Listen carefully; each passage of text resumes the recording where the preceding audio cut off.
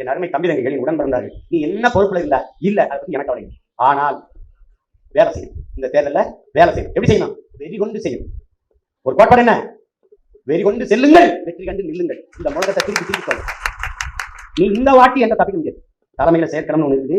அது சிற்றதும்னு ஒரு படைப்பிரிவு, தேனீக்கள்னு ஒரு படைப்பிரிவு, ஓயாத அலைகள்னு படைப்பிரிவு, உன்னை கவனிக்க ஒரு படைப்பிரிவு. பிக் பாஸ் மாதிரி ஒவ்வொரு தொகுதியில 40 வேட்பாளர் கூட 40 பேர் கூட எவன் ஈடுபாட்டோடு அந்த 25 நாள் 30 நாளும் அயராது தலைவின்றி சோவின்றி களத்திலே கொடியை பிடித்து துண்டறிக்கை கொடுத்து வாக்கு சேகரிக்கிறான் கணக்கு என் கையில இருக்கும். நீ தப்பிக்கவே முடியாது. தலையை காட்டிட்டு வந்து காலையில தலையை காட்டிட்டு போயிட்டாருன்னு எனக்கு வந்துடும்.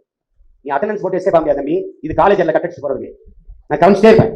அதுல அயராது முழு ஈடுபாட்டோடு வேட்பாளர்களோடு நின்று வாக்கு சேகரித்து உழைக்கிறவனே ஆகச் சிறந்த வீரனாக கல்வி. அவனுக்கு தான் கட்சியிலே மாவட்ட பொறுப்பு, மாநில பொறுப்பு, தொகுதி பொறுப்பு தர. அதை சின்னவனா இருக்கான், பெரியவனா இருக்கான், நேற்று சேர்ந்தவனா இருக்கான், காலையிலே வந்து உறுப்பினர் அதை கவனத்தில் வச்சு வேலை செய்யணும். இது எப்படி சீமானுக்கு தெரியும்? நீ வேலை செய்ய தெரிந்தால் என்ன பாருங்க.